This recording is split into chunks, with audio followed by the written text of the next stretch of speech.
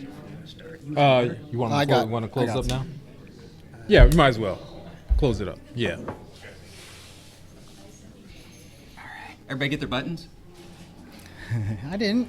What? There you go. All right. I saw Jack Simon was here. Is it?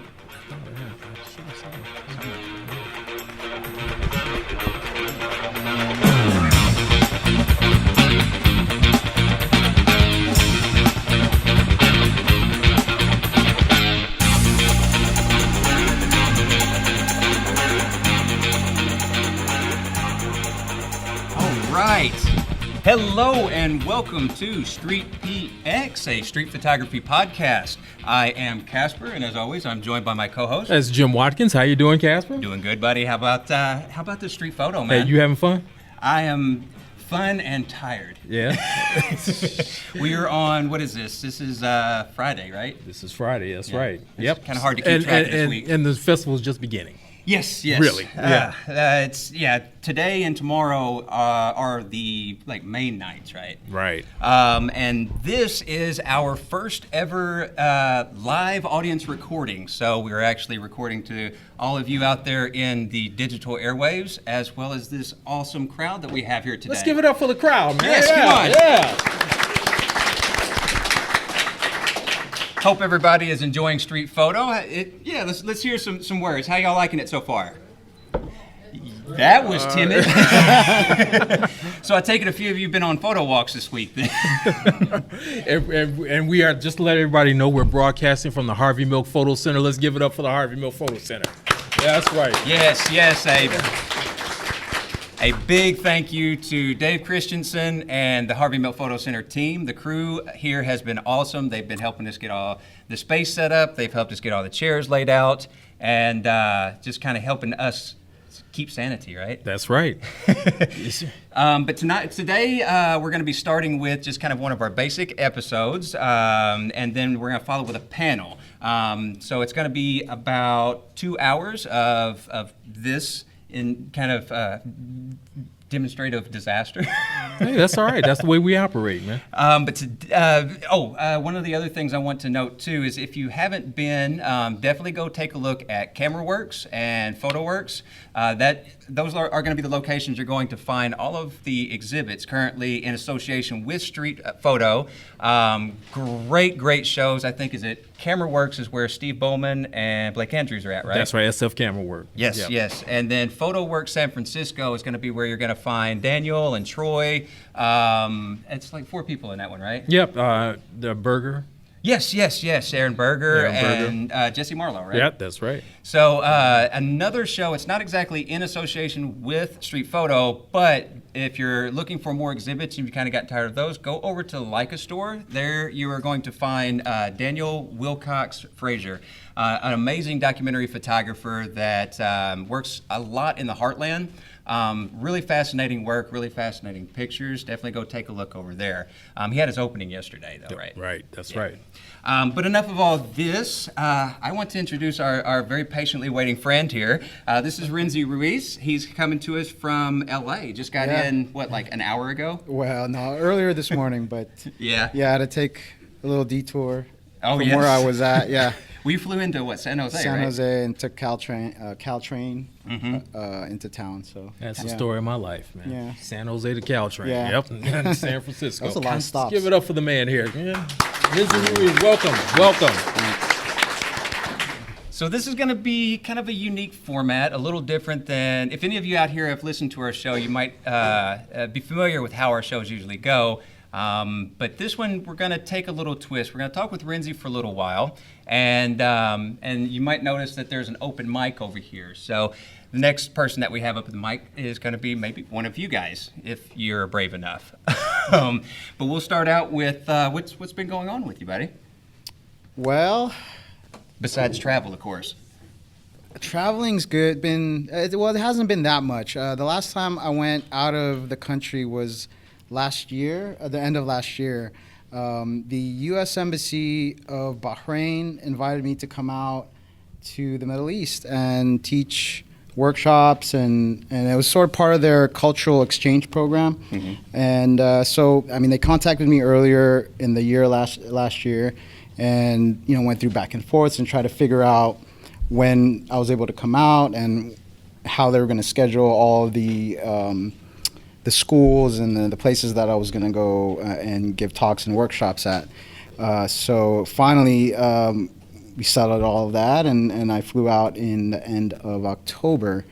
And it also coincided with Fujifilm asking me to test the X100F, which was awesome. I was able to bring that camera out there and shoot a lot with it, and that was super fun to be able to do that.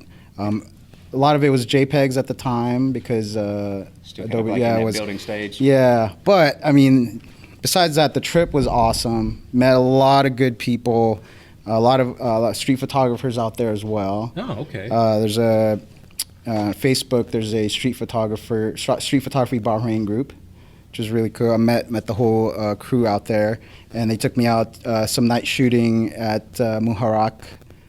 Nice. Yeah, it's like their market area out there. It's a shopping area. So really nice, hospitable people. Had you ever good been there food. before? No, I've never been to that part of the world before. Oh, really? So it was pretty amazing. It was a long trip. How long was the flight? I can't even, well, so we stopped over in Amsterdam for a few hours, and then it was like still another 15, 16 hours or something like that from there. Yeah, so across the pond and then across the rest of Europe and on the way to Middle East. So that was awesome. So what was it like shooting in Bahrain? It was, I mean, I taught more than I was able to shoot. So they kept me really busy going to different universities, grade schools, colleges and things like that. So I was kind of only able to shoot at night when they were taking me out. So it wasn't like I was able to go around on my own and really explore and kind of get in the zone. Kind of, I was, They already had walked the routes around. kind of planned out? Not necessarily. They were just like, well, we'll go to this area and we'll go as a group and we'll walk around and take pictures, right? And a lot of the shop folks over there, it's so diverse, first of all. A lot of Indians from India, so there's a Hindu community there, there's a Jewish community there, there's a Christian community there. There were a lot of Filipinos there too, in the service industry, so like in the hotels and things like that. It's like a perfect little boiling pot, especially for subject when it comes to street photography. Yeah. So, and a lot of the shop people a lot of times they would pose for you, which sometimes it's not ideal, but they're very open. They're very in LA it's a little different. A lot of the people they got their hands up or don't take a picture of me. Over there, people were just like they're sit there and start doing which could be good and could be bad. Yeah, exactly. Yeah, if you don't want the pose look, then that's not it's not going to work for you. But I obliged and took their pictures and stuff. So I have that as part of my trip memories. Well, that's going to be a colorful area too, right? Or would you say as far as comparatively? Yes, it is a very colorful area. Yeah, especially in the markets there. Well, why don't we talk about you? Because there may be a few people here that don't know who you are. Sure. A lot of people. Yeah. Who is this guy standing or sitting up here beside us? Well, I come from LA. Grew up in LA. I was born in the Philippines, but I grew up in LA, and mainly was doing arts all my life, drawing and painting, sculpting, anything like to do something creative. And fast forward to working for a corporation for a number of years, and kind of the creativity was sucked out of me in a way, and I was trying to find some kind of form of creativity again, and photography kind of found me, and I found it, and two came together and became one. Didn't look back. Yeah. When did you finally get away from that kind of corporate world and jump into photography full time? When they laid me off. Yeah. The best thing that ever happened. No, I literally jumped for joy and almost cried of like happy tears when that kind of weight was off my back. And I was like, oh wow, I can actually go out and shoot now every day and Freedom. and practice. And I was just, you know, getting started in street photography at that time. I was literally I just had gotten the X100. Previously, I had a D90 and the kit lens. I was learning about the settings and what's exposure and what's aperture and all that kind of stuff.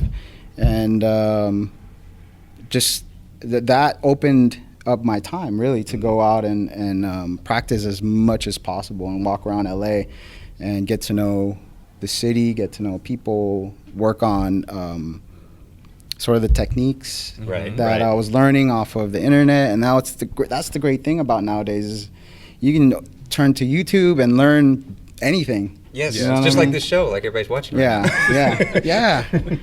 What was the catalyst that really kind of put you into street? Like, were you doing architecture work or fine No. art or anything first, or you just directly to the people? You know, I was taking pictures of stuff. Whatever it Like was in front of you. flowers. Oh, yes. I think you we've know, all everybody- kind of Yeah, we started all with the started flowers. that way. My family, friends, and you know, I would see a picture that I'd see, I'd see online, and I'd be like, "Oh, let me go, see if I can take a similar picture." And at a certain time when I was doing that, I had a point shoot, so I didn't have cameras that, were 1.4. They were a fast lens. I didn't have any. I didn't even know what those were, and so I was always like, "Why can't this camera do what I'm seeing on these pictures that I'm seeing?" And then so researching and learning and fortunately having some money to get and play around with lenses that were like that. And Well, you said you made the comment, how can I make these pictures like the ones I'm seeing? What was there any particular artist that you were really drawn to? No, I mean at the time it was just a lot of landscape stuff, dog pictures, pictures of women, models, stuff like that. Like, how do these people create this kind of work? Yeah. And it wasn't until I read a blog. I think it was like one of the, I can't remember the exact website, but it's a pretty basic I'm sure everybody goes to it when they're first starting off, and it had a little blurb about what street photography was, and I was like, well, that's pretty cool. It combines exploration and taking pictures, which were two things that I kind of enjoyed doing because thinking back, what got me kind of into the camera and the photography was going back and thinking about vacations that I had. Oh yeah. And how much I enjoyed just walking around, seeing new things and taking pictures of it. And I was like, okay, well, how can I do that here without having to fly out somewhere or travel really far away? And it was just, walking around my neighborhood. And then the more street photography I started to see and learn, the In Public website was one of the first websites that I saw. So I was like, who are these guys and how are they doing what they're doing?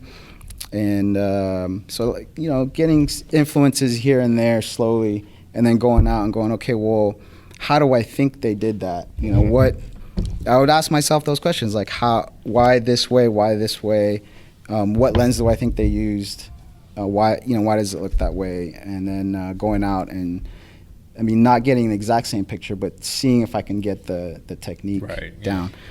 You get a good point there as far as like going out in your own neighborhood. A lot of times we think that we have to travel far and abroad just to kind of get something new or something fresh. And we're in San Francisco here.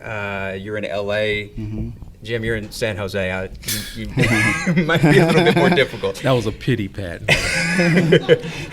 Thank you. But that's the thing though. It's what you have to kind of keep in mind is you don't have to go far to find something interesting. LA, you get lucky though. But I think that's a yes and a no, because there are certain places I've been to, it's just boring as heck.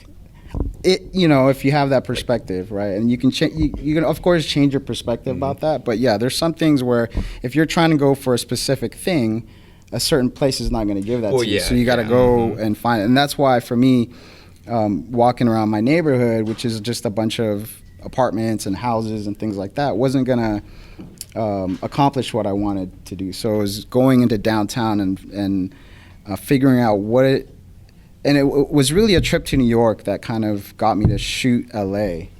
And walking around New York and being in that, like that urban, everybody's a pedestrian, everybody's walking around, it's so crowded, and I was like, where in LA is there anything like that? And That's so, because everybody drives in LA, right? Yeah, so, right. Yeah.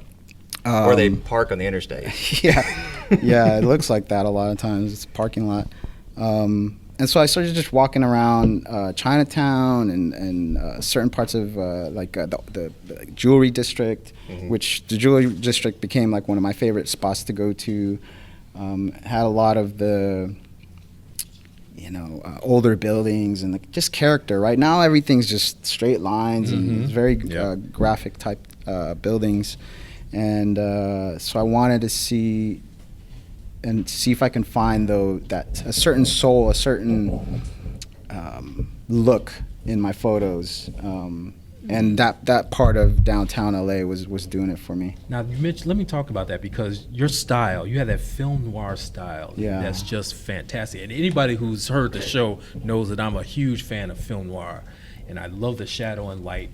Talk about that a little bit. What brought you to that? Why do you Remember, he's take going this? to talk tonight. We don't want to steal all the content from it. though. Well, That's hey, all right. man, we're stealing You'll have- content. That's what. They'll what just we have do? to Yeah, hear that's it what again, we I do. guess. Yeah, they get the Yeah. sloppy seconds. All right, go ahead. Well, I mean, I think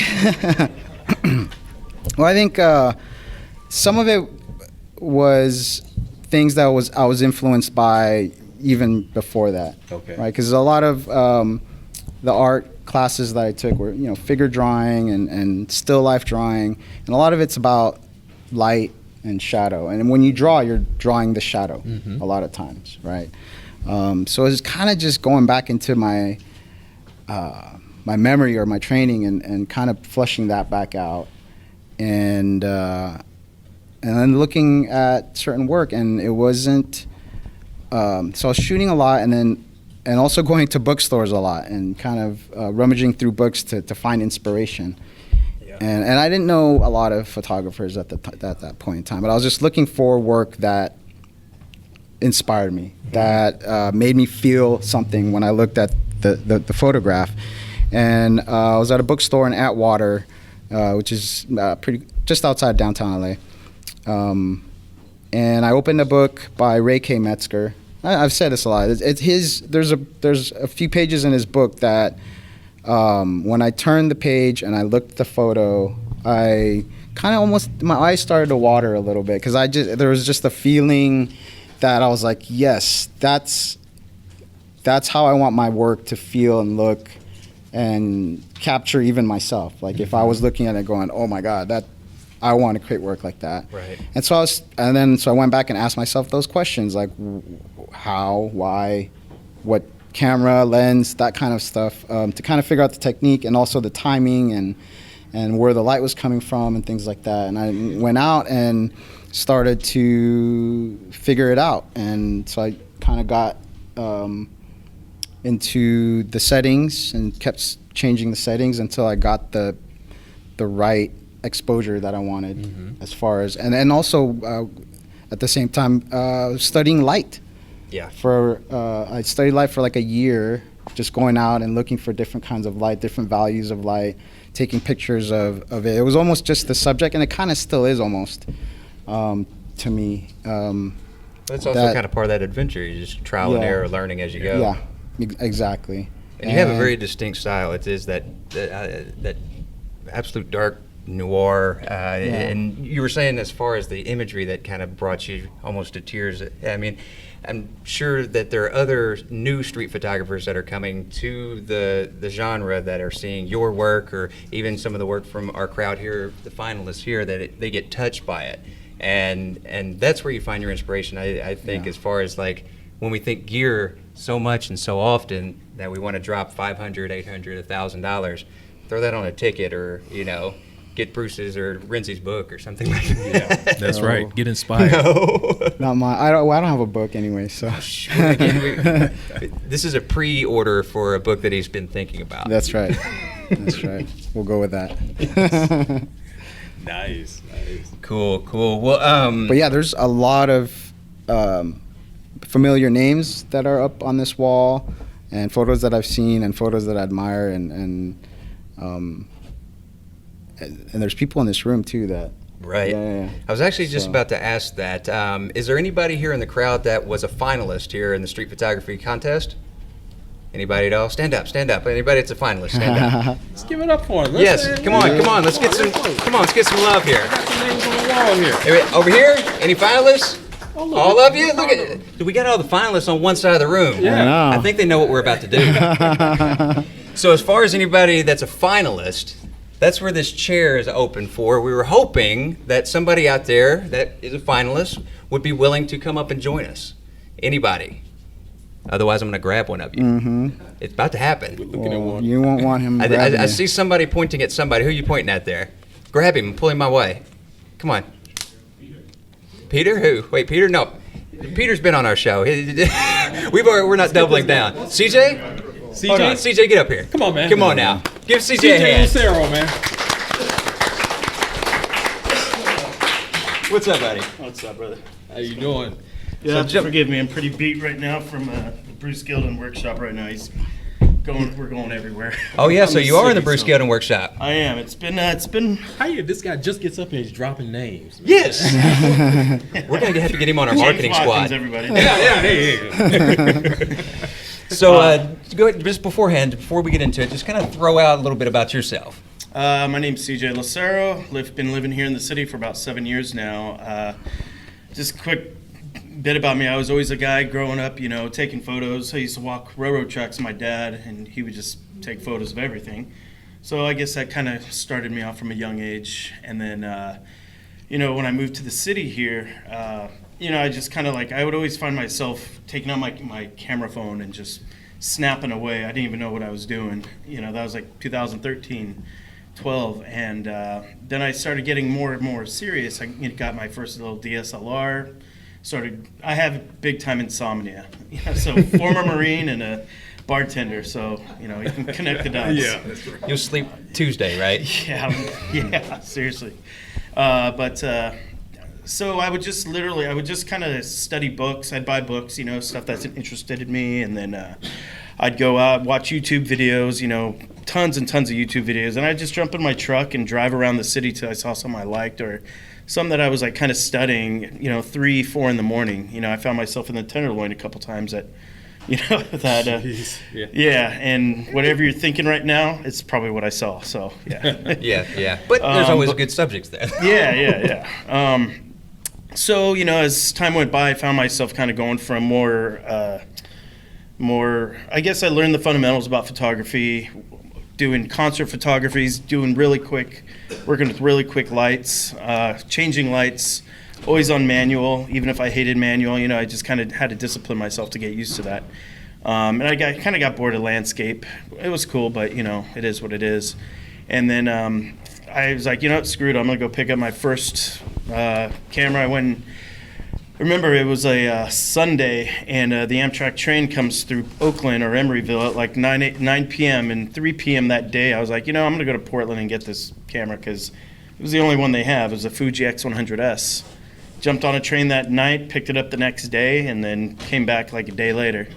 And, Nice. That just kind of opened the floodgates for me, and then the inspiration just flowed in, just flooded in and whatnot. But it's cool, and so I've just been, I don't know, just the inspiration hasn't stopped. I like to study different photographers like we all do, I'm sure. If I find myself getting burnt out, then I create goals for myself, I guess, right?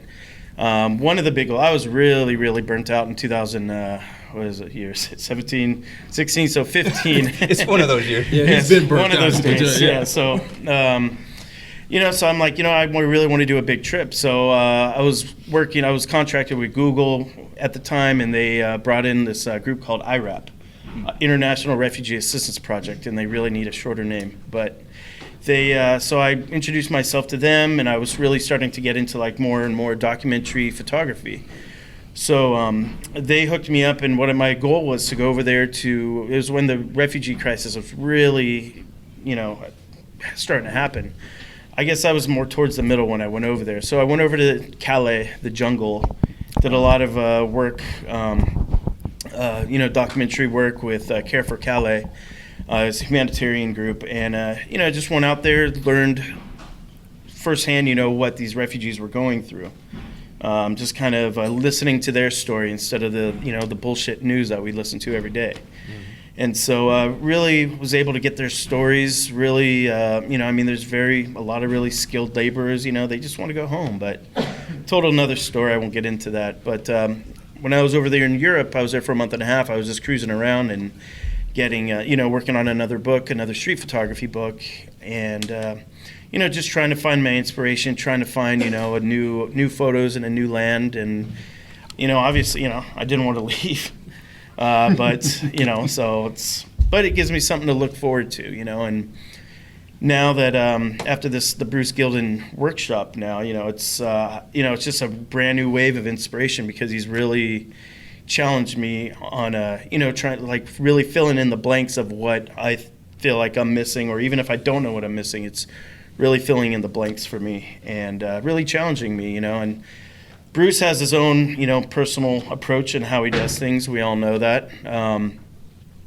But it's just kind of like, if you want to do street photography, I'm sure a lot of us have been in confrontations. You need to be able to pick your battles.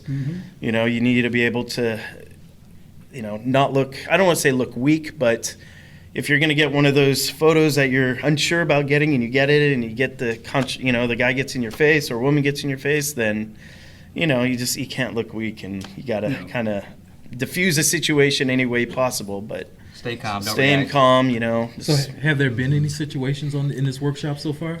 Not with me, with a young gentleman. He's from Japan, actually. Really nice guy. Really, he has some really great work out there as well too, and he's a really quiet person. He doesn't speak English that well, but he really produces a lot of really powerful work, I believe. And he was just cruising around the the financial district yesterday, and he took a photo. Some guy smacked it out of his hand. And he was like, "Oh, thank you." He just walked away, So. And then today we saw his work, and he kind of went back to this kind of certain people that he got the photo of yesterday, and I think he was just kind of challenging himself. That's what I saw. Challenge himself to, overcome that fear, or not everybody's a bad guy, sort of thing. Right. Yeah. But Yeah, and some people have, other issues that they have going on. I mean, when we're on the street, everybody's got a story. yeah, I've had a fork and a spoon pulled on me before, in the tenderloin. So. And a spoon? And a spoon. So they're just going to stab and then scoop out, huh? Yeah. It's something, man. Some of us have to eat dinner later. Come on. Jesus Christ. I haven't had anything physical this week. It just got spit on. That was about it. Haven't had that one yet. It wasn't even. We weren't even taking a picture at the time. We happened to be just standing at the corner. I'm actually looking at one of the guys that was with us at the time in the crowd. But we were just standing there, and the lady walks up and says a few things, and right on me. But I didn't want to. It was just completely out of the blue. But I didn't want to do anything, because then you don't want to escalate the situation. It's best to just be calm. It didn't hurt me or anything. Just moved on. You just smile, say thank you. That's it. And, thank you for your spit. Yeah, just kind of diffuse the I was situation. feeling thirsty anyway, so. Yeah. Hey, this ain't a kid show. So. No. Those Midwesterners, right? Yeah, right. No, you said.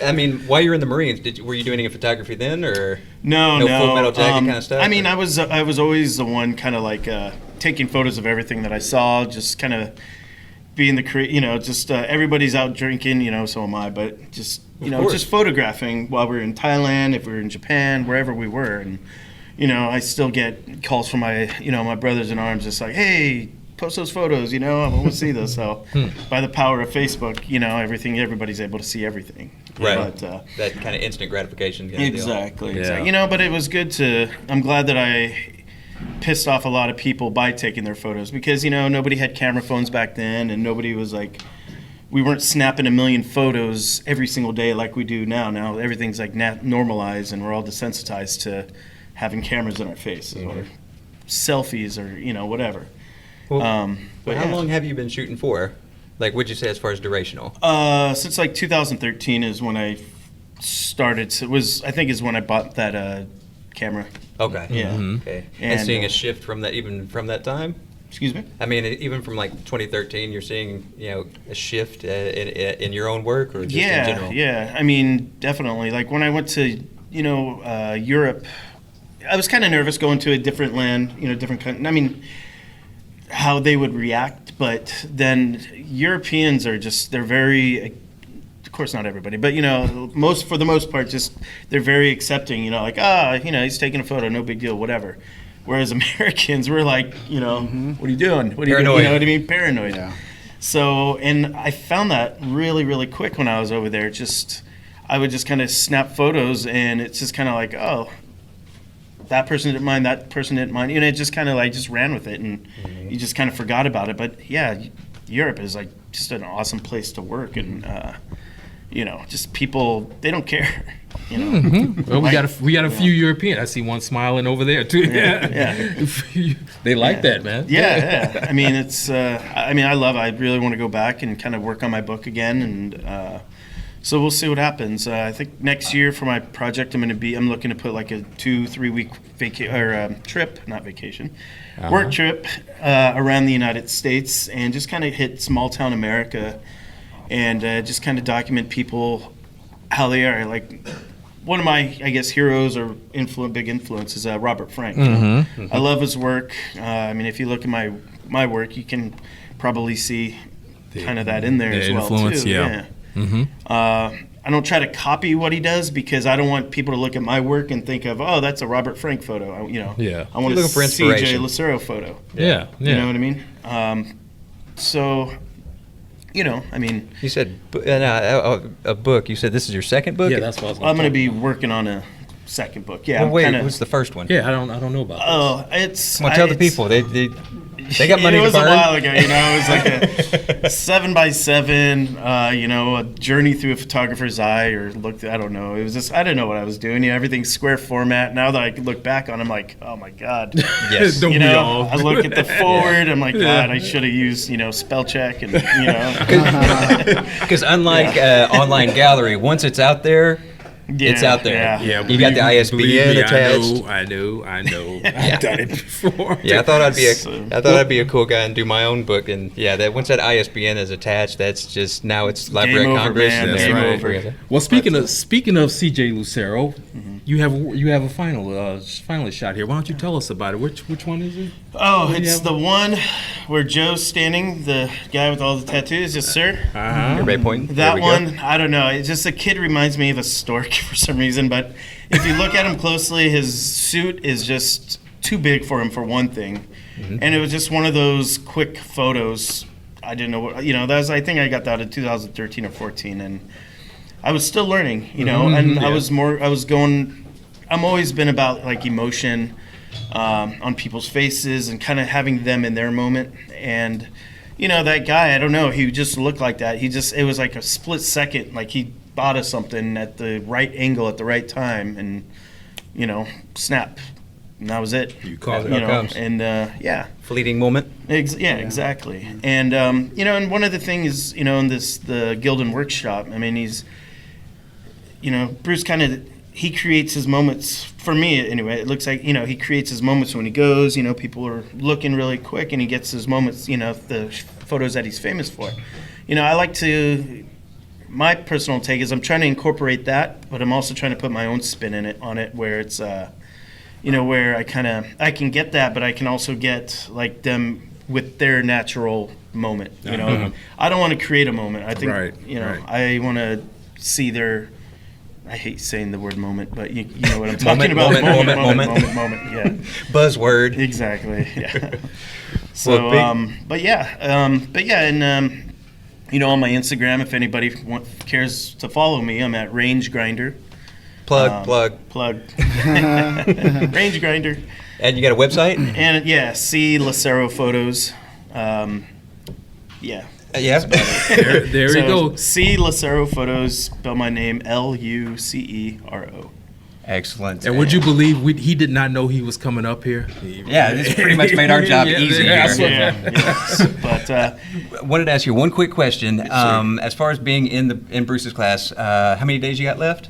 tomorrow's our last day. Tomorrow's last day? Going to be our longest day. Is there anything in particular from the workshop that that you wanna share that has been the biggest benefit to you? It's okay to be an asshole. If you can back it up.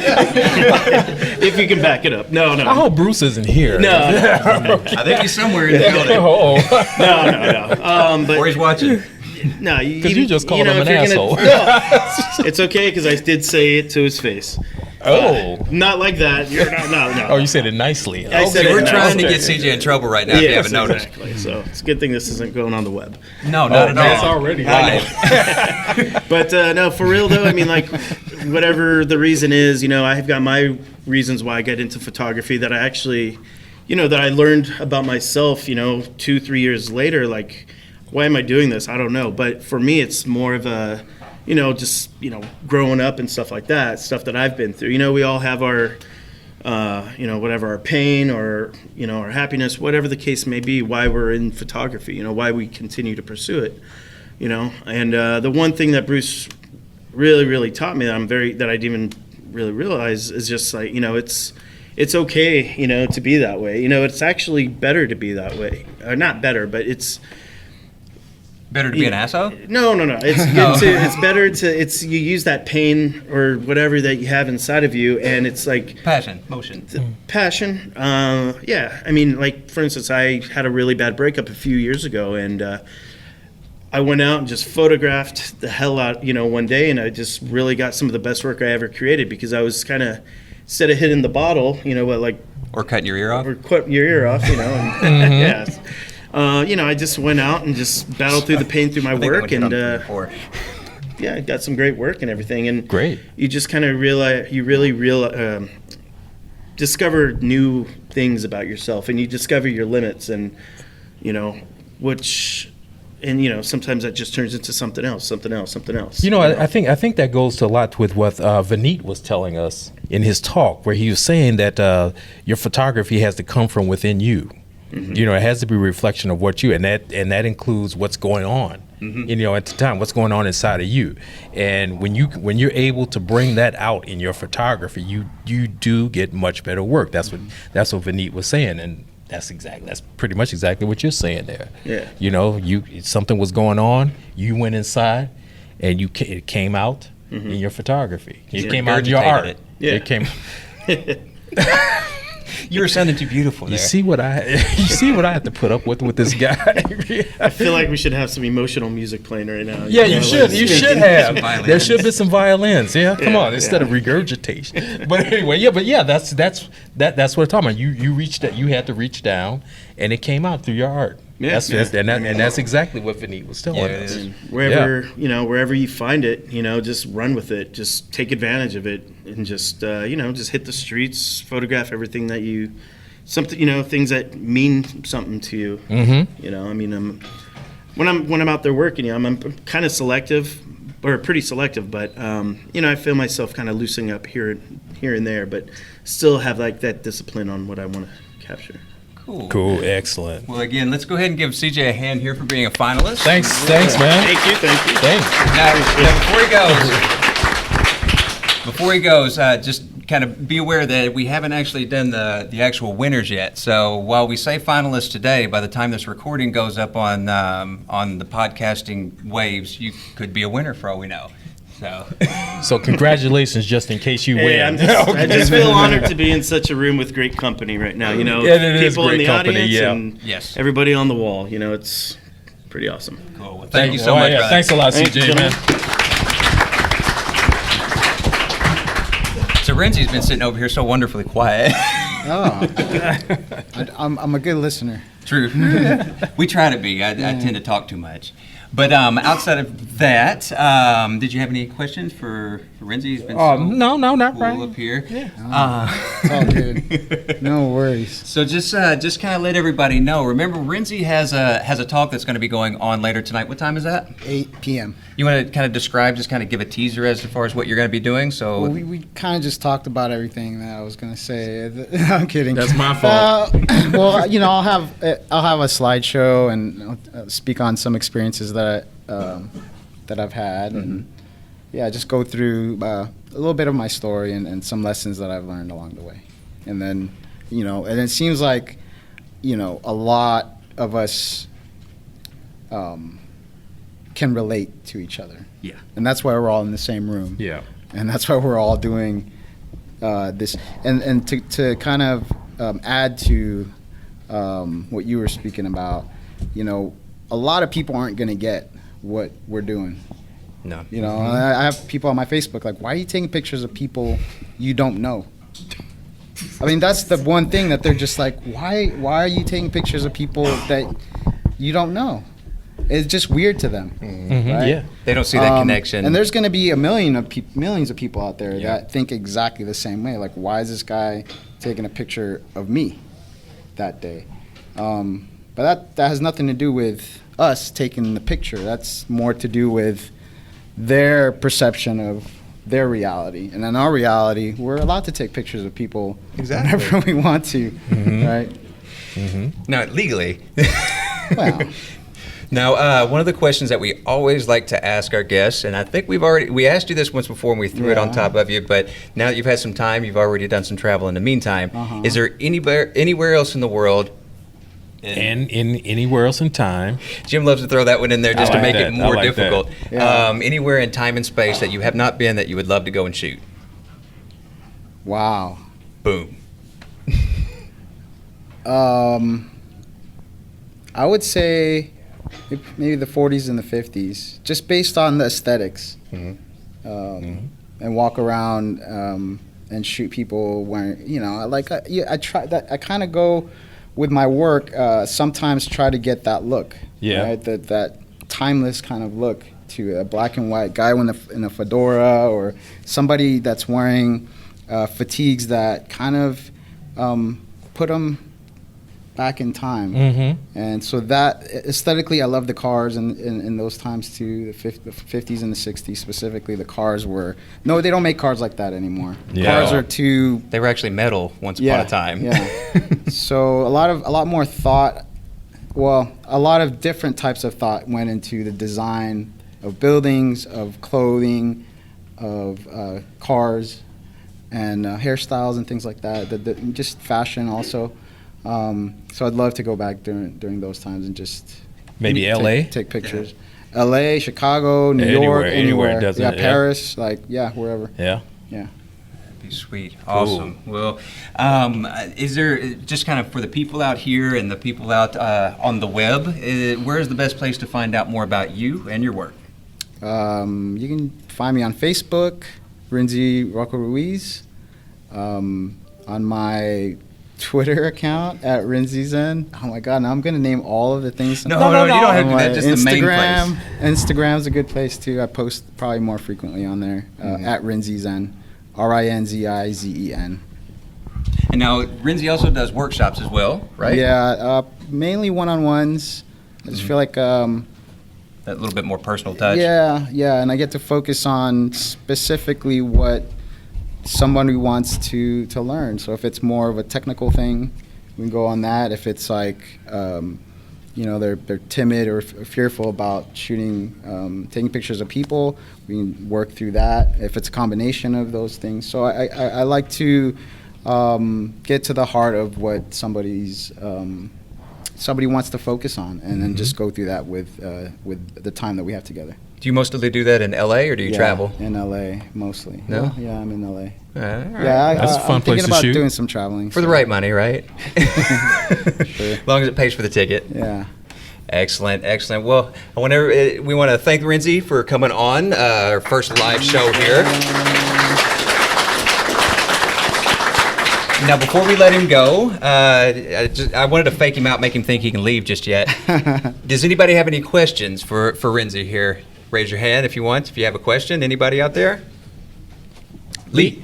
Yeah, so I was looking at your photos earlier, and I saw like you had like you do mostly black and white. Sure. And in Japan, you did like a whole series that were in color. Yeah. And I thought it was kind of interesting because I know like film noir stuff, like you were talking about that style and aesthetic, you know, that provoke style also, you know, is heavily influenced in Japan. And so I just wanted to know what your thinking was behind color in Japan. It was the light for me wasn't like the sun didn't come out until probably the day before we left, so it was kind of overcast most of the time, and we walked around at night a lot too. So a lot of my photos ended up being during those periods, and the color just worked. It made more sense to me to have it in color. There were some that I tried black and white, and just for me, and plus the consistency of like what I'm going to put out as far as that series or that trip made more sense to be in color, and I think it for me it worked that way. Yeah. Excellent, excellent. Anybody else with next question? So you said on Facebook people ask you why you want to take pictures with strangers, and I sort of asked myself that question a lot. Yeah. I'm just curious how you answer that. What's either on Facebook or to yourself? Yeah, I'm compelled to take a picture. I have to do it. Yeah. Well, I know compelled to take pictures. Yeah. But why people you don't know? Because everybody that I know is tired of me taking pictures of them. Is that? Well, That's a great answer. It's more random, right? It's more. I mean, I'm not going to walk around in the street and see everybody that I know. So of course, it's going to be somebody that I don't know that's out on the street, and if I see something, either the way the light's hitting them, a facial or a movement that they have, the setting that they're in, it's just something. It almost like it doesn't matter if they're a stranger or not. That's not what I'm thinking about at all. I'm just thinking about how do I capture this scene. Yeah. Excellent. All right. Next up. See some hands in the air. Anybody? Two-tone, go ahead. Do you ever do anything like with actors when they do method acting? Do you ever try to create something within yourself, create an emotion, to go out and find that emotion? Or do you just Well, that's an interesting question. Sometimes I think I'm out and there's certain, because we were talking about that too, like the emotion that you have, or like if you're going through something during that time. I don't know if it's consciously that I'm out there doing that, or if people generally out there. I think it's a more subconscious thing that's going on, and somehow the work that you're producing, the feelings and emotions that you're feeling will come out, and sometimes you won't see that until later on, right? And then I think sometimes if you try to go out with the intention of trying to create, it becomes too contrived, right? Too forced even. So it doesn't quite have the same impact as something that's more natural, that comes about more naturally, and more from really the inside of you. Right, as artists, like musicians are the same way. Artists are the same way. Like they, just can't just throw paint on the wall. And I mean, of course, that's been done before, and they call it And art. it shows up in modern art museums too. Right. Yeah. Millions of dollars. But the emotion that somebody can feel with a certain painting, that's coming from somebody's soul, right? Somebody's heart. And I think when somebody can connect to that, then you've got it right. It's coming out of your heart and soul. The other thing that you were talking about,